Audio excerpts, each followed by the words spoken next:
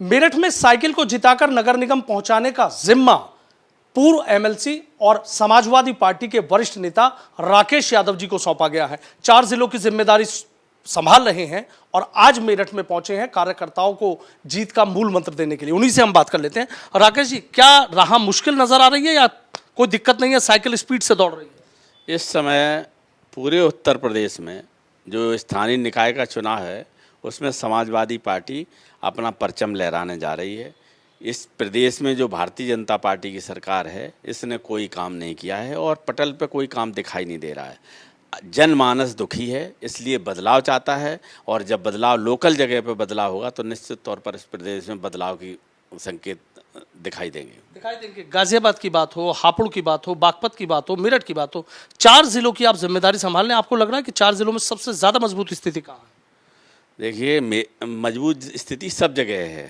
गाजियाबाद में भी है, मेरठ में भी है और हापुड़ में भी है और बागपत में भी है। गठबंधन के प्रत्याशी हर जगह चुनाव लड़ रहे हैं और मैं समझता हूं कि चाहे पार्षद का प्रत्याशी हो, चाहे सभासद का हो और चाहे मेयर प्रत्याशी हो और चाहे नगर पालिका टाउन एरिया का प्रत्याशी हो, सभी जगह समाजवादी पार्टी अच्छा प्रदर्शन करेगी। आप कह रहे हैं कि गठबंधन चुनाव लड़ा, लेकिन बीजेपी ये भी तो मुद्दा बना रही है कि गठबंधन तो आपस में लड़ रहा है। मेरठ की मवाने की बात हो, शामली, बागपत, मुजफ्फरनगर, कोई जिला ऐसा नहीं है कि आमने सामने समाजवादी पार्टी ने भी प्रत्याशी को उतारा और आरएलडी ने भी उतारा है, तो गठबंधन आपस में लड़ रहा है क्या? देखिए, आप देख रहे होंगे अभी 2 दिन के अंतराल में भारतीय जनता पार्टी के कार्यालयों पे मारापीटी हो रही है। अनुशासनहीनता की पराकाष्ठा है वहाँ और जो कैंडिडेट चुनाव लड़ रहे थे एक वार्ड में, चाहे पार्षद हो और मेयर का भी चुनाव हो, वहाँ अंतर्द्वंद से जूझ रहे हैं वो। इसलिए कि चाहे व्यक्ति तो व्यक्ति है, चाहे भारतीय जनता पार्टी में हो या किसी में हो, लेकिन वो भी चाहता है कि हम इस प्रदेश को, इस शहर को स्वच्छ वातावरण मिले, यहाँ लोगों का विकास हो, लोगों के घर विकास जाए और जिस तरीके से नगर निगम में या नगर पालिकाओं में अनड्यू टैक्स के रूप में जो हरास हो रहा है लोगों का, वो नहीं होना चाहिए।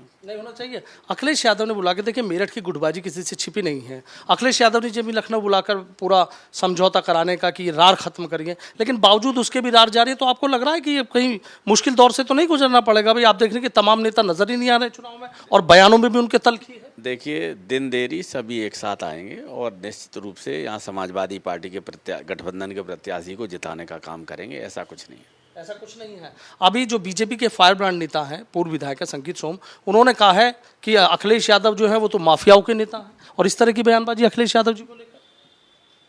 अब देखिए, उनका बयान है, लेकिन मैं ये समझता हूँ कि भारतीय जनता पार्टी का देख लीजिए कितने माफिया भरे पड़े हैं। आप लिस्ट तो देखी होगी आपने कि जो लिस्ट डिक्लेयर की है उसमें देखिए कितने माफिया।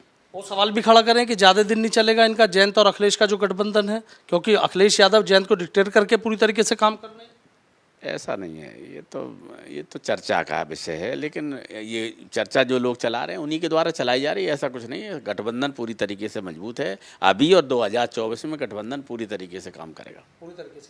बहुत बहुत शुक्रिया। तो देखिए, पूर्व एमएलसी राकेश यादव जी और सीधा कह रहे हैं कि ऐसी कोई बात नहीं है, गठबंधन पूरी मजबूती से चुनाव लड़ेगा और समाजवादी पार्टी की जो साइकिल है और जो गठबंधन का नल है, दोनों मिलकर तमाम निकाय चुनाव में मजबूती से जीतेंगे भी और यहीं से 2024 की भी पटकथा लिखी जाएगी। वीडियो जर्नलिस्ट सत्येंद्र सिंह के साथ सनुज शर्मा, एबीपी गंगा, मेरठ।